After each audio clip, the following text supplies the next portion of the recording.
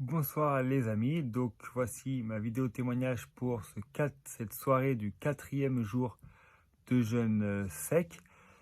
C'est hyper difficile, j'ai très soif, très faim, j'ai la bouche complètement desséchée, donc toute la journée j'étais en train de faire des bains de bouche et des gargarismes.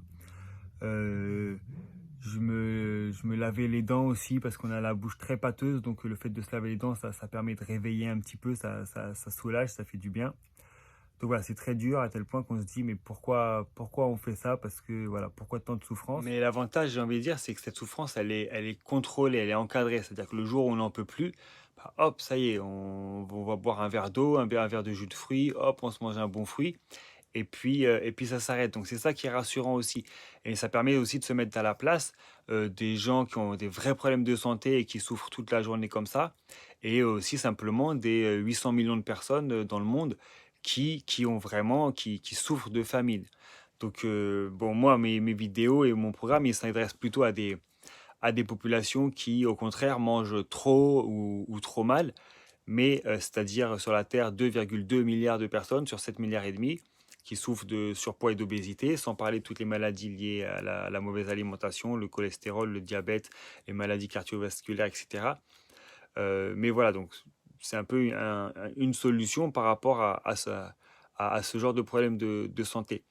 Mais voilà, en même temps, ça permet de nous mettre à la place des gens qui, réellement, sur cette planète, souffrent de sous-nutrition et de famine.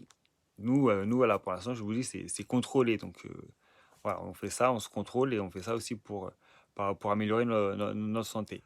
Et voilà. Et bon, moi, je vais continuer jusqu'au bout, jusqu'au sixième jour. Je vais continuer, je vais tenter parce que je veux tester le jeûne sec, mais je sais même pas si je pourrais le conseiller à d'autres personnes tellement c'est difficile et éprouvant.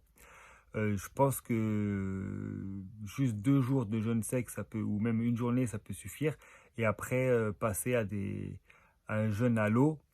Et pourquoi pas un jeûne à l'eau toute la journée, mais un jeûne à l'eau intermittent en fait. Pour moi, ça serait une solution qui serait pas trop mal, moins dur que le jeûne sec, parce que le jeûne sec, comme ça, le soir quand on a soif, on ne boit pas quoi. Alors qu'un jeûne à l'eau intermittent, au moins on pourrait un peu étancher la soif le soir.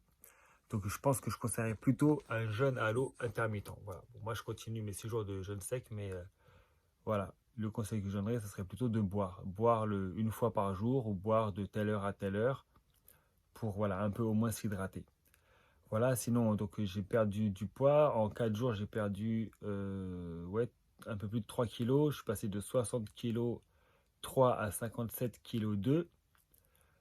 Donc voilà, et on le voit physiquement, quand on le voit physiquement, qu'on a les muscles qui fondent, on a la graisse qui part. Et en même temps, c'est marrant parce que c'est une partie de notre cœur, enfin, une partie de notre corps. Donc ça s'appelle l'autophagie, l'autolyse. Une partie de notre corps qui fond, une partie de notre corps qui brûle, de notre corps qui brûle, et voilà, qui disparaît. Donc, dans ce que je me dis, c'est que c'est quelque chose de positif parce que après tout ça, quand on va recommencer à manger, ça va se régénérer à neuf.